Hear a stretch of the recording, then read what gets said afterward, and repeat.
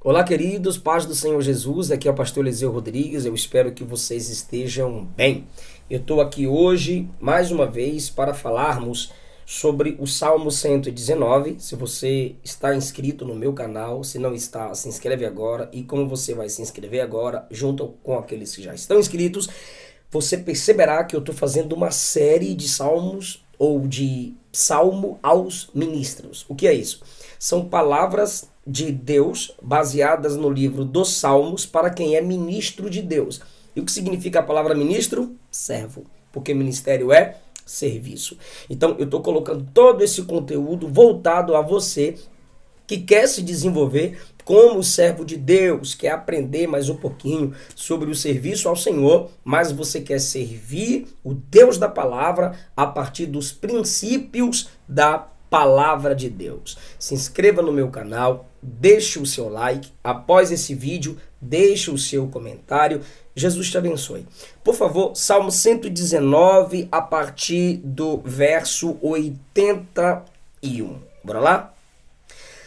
Minha alma desfaleceu esperando por tua salvação, mas confiei na tua palavra. Olha 82. Os meus olhos desfaleceram esperando por tua promessa. Entretanto, eu dizia, quando o Senhor me consolará? Verso 83. Fiquei como odre na fumaça, mas não me esqueci dos teus estatutos. Até aqui a gente comenta, daqui a pouco a gente continua. Perceba que neste salmo, na alma e nos olhos, no corpo humano, está o desfalecer. Ele diz no verso 81 que a alma desfaleceu. Ele diz no verso 82 que os olhos desfaleceram. Ele diz no verso 83 que ele se sente como um odre, um frasco de couro na fumaça. Então perceba que há aqui fragilidade, há aqui desfalecimento. Mas no verso 88 ele diz, vivifica-me segundo a tua benignidade. Ou seja, em nós está o desfalecer, em Deus está a vida. Então perceba que alma, olhos desfalecidos e odre na fumaça são metáforas para falar das emoções intensas que o salmista sentia no tocante à palavra de Deus. Mas também é perceptível que as suas emoções aqui estão voltadas para as promessas de Deus, voltadas para o próprio Deus. Em oração, ele está falando a Deus como se sente em suas emoções. A figura dos olhos que desfalece, no verso 82, indica alguém que fica vigiando por muitas horas, esperando a ajuda chegar, o socorro divino chegar, olhando, observando para ver que horas Deus vai operar. Esse texto tem sido cristianizado para falar da espera ardente que a igreja tem pela volta de Jesus. Hebreus 9, 28 está escrito que ele virá a segunda vez, não para carregar pecado de ninguém, mas para a salvação daqueles que o aguardam. Que salvação é essa?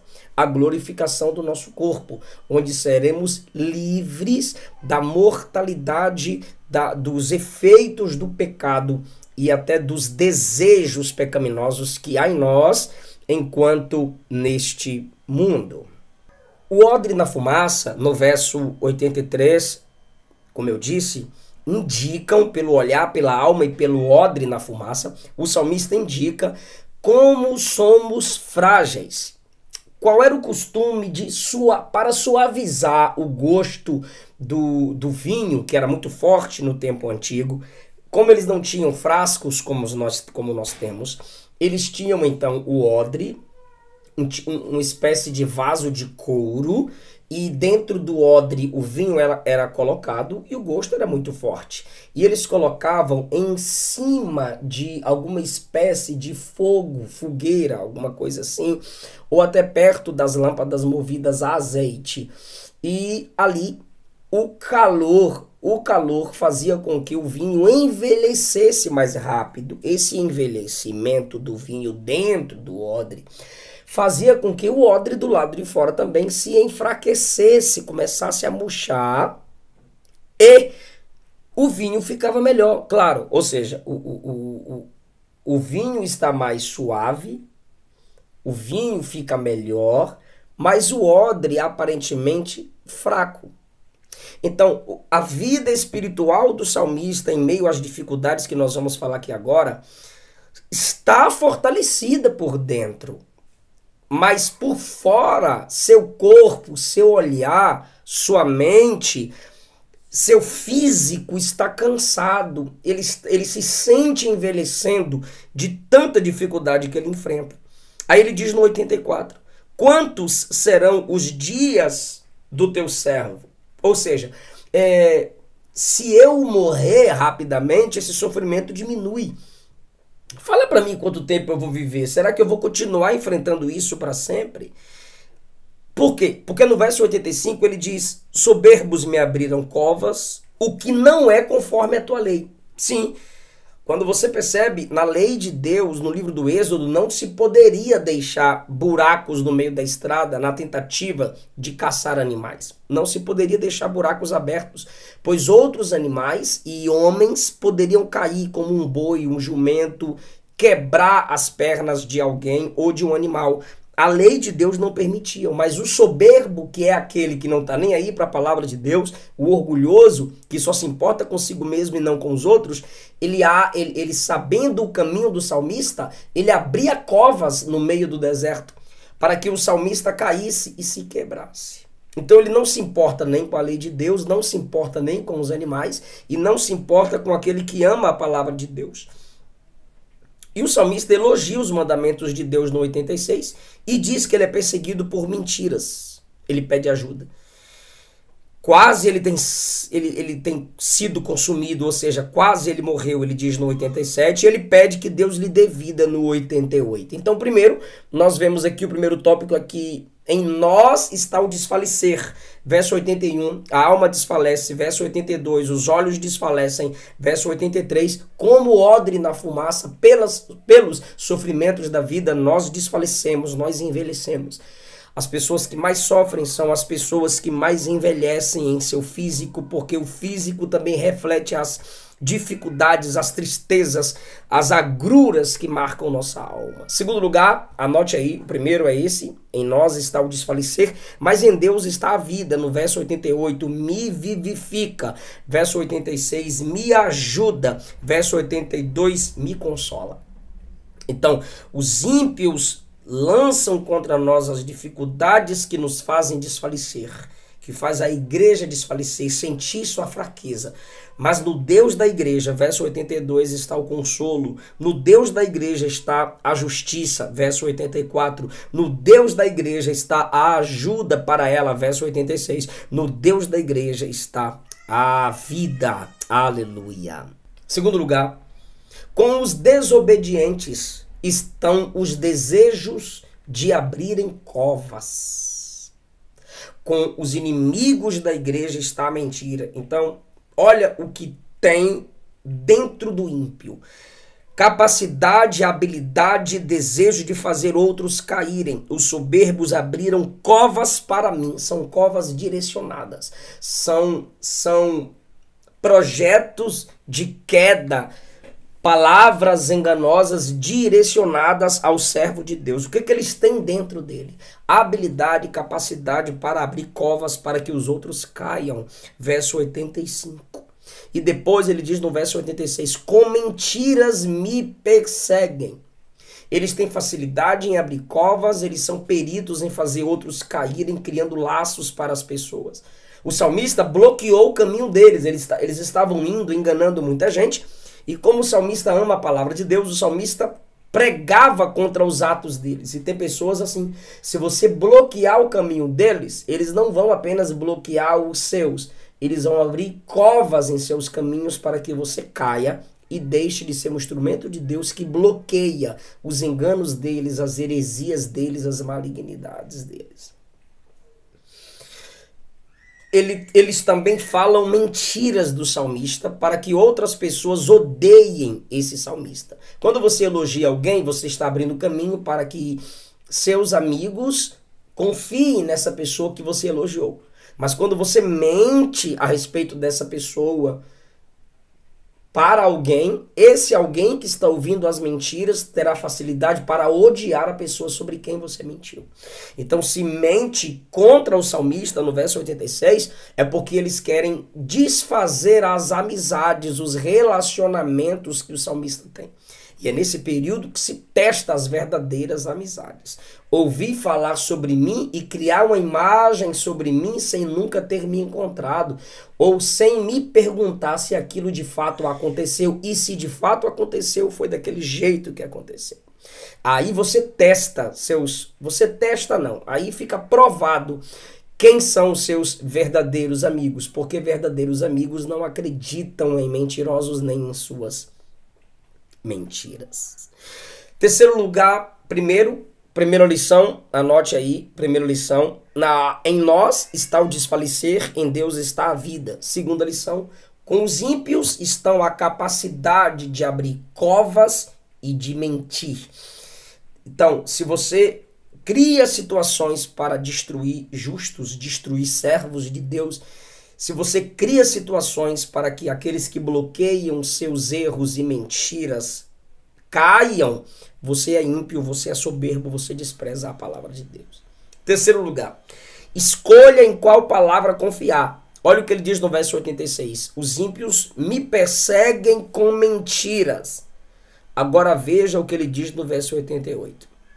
Eu guardarei o testemunho da tua boca. E aí, meu irmão, você vai confiar em quem? Nos haters, nos mentirosos, nos caluniadores? Você vai depender do que dizem ou você vai confiar na palavra que sai da boca de Deus? Eles perseguiam o salmista com mentiras, com falsidades, fazendo outras pessoas se voltarem contra ele. Ele diz assim, eles têm as mentiras deles, eles têm as covas deles, mas eu guardo a palavra que vem da boca de Deus. Aleluia. Aleluia. Quarto lugar, a ajuda de Deus vem. Não porque você é bom, não porque os inimigos são maus, mas porque Deus é benigno. Eu sei que você sofre, mas você também já fez pessoas sofrerem. Nós não somos perfeitos. Mas a diferença é que nós nos arrependemos diante de Deus. Oramos diante de Deus e não desistimos de Deus. E estamos percebendo a graça de Deus trabalhando em nós. Olha o que o salmista diz no Salmo 88. Isso é para nos manter humildes. Vivifica-me segundo a tua benignidade. Senhor, me dá vida porque eles são maus. Não. Senhor, me dá vida porque eu sou bom. Eu sou bom, eu sou diferente deles. Não. Senhor, vivifica-me porque o Senhor é bom. Vivifica-me por causa da tua benignidade. É a bondade de Deus que vai trazer o livramento para a sua vida. Quinto lugar, perceba que é a palavra de Deus. Errei. Em quinto lugar, a palavra de Deus é guardada por aqueles que são vivificados por Deus. Verso 88. Me vivifica, me dê vida, me restaure de dentro para fora, segundo a tua benignidade. Então, por causa disso, eu guardarei a palavra da tua boca. Então, primeiro Deus me vivifica, me dá a vida dele, para que depois disso eu possa guardar a palavra dele. Irmão, essa palavra vivificar é ressignificada no Novo Testamento. É chamada de regeneração. Quem nasceu de Deus tem fome da palavra de Deus. A criança que nasce da mãe deseja o colo dessa mãe. A criança que nasce da mãe deseja o leite dessa mãe. Lembra do que Pedro escreveu? O que representa a vivificação de Deus em nossa alma, que é morta em delitos e pecados. E quando recebemos Cristo como nosso único Senhor e Salvador, a vida do Espírito entra na nossa alma e aí a gente é revivificado. A gente então recebe a vida de Deus para viver para as coisas para Deus, porque vida é aquilo para o qual você vive. Pedro diz, 1 Pedro, capítulo 2, versículo 2.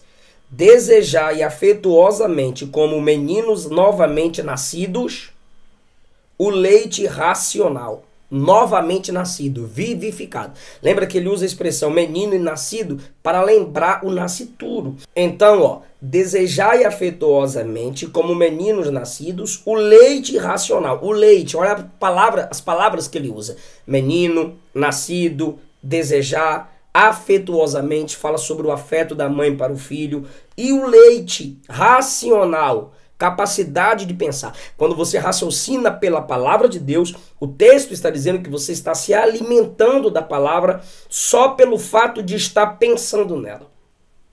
Enquanto eles pregam a mensagem falsa, não respeitando o texto, o contexto, não respeitando as 4 bases sobre as quais a Bíblia está construída, criação, queda, redenção e consumação, eles estão falsificando as escrituras, e a comida falsificada é a comida podre, que faz mal e não vai gerar crescimento. Por isso que muitos dentre nós somos anões no conhecimento da palavra, apesar de ser gigantes na coragem, gigantes na ousadia, na valentia, gigantes em contar experiência, testemunho, mas são nanicos na interpretação bíblica. Por quê? Porque aqueles que te ensinam, o livro que você lê, a igreja da qual você faz parte, não prega textos respeitando o contexto. Então, desejem o leite racional. Por que leite? Porque leite é alimento tanto no mundo animal quanto entre os homens, é alimento de vida. Em que sentido? É alimento que gera vida, mas a origem é viva. O leite, para se ter o leite, a fonte não precisa morrer. A fonte é viva. Lembra que o povo entrou na terra que manava leite e mel. Um dos significados disso era Deus dizendo que ali seria um ambiente de vida para eles. Também o neném recebe o leite da mãe, porque através daquela transmissão ele está recebendo vida. Quando Pedro compara a palavra de Deus com o leite e o salmista compara a palavra de Deus com o mel, tanto o leite quanto o mel são alimentos que provêm da vida e não da morte.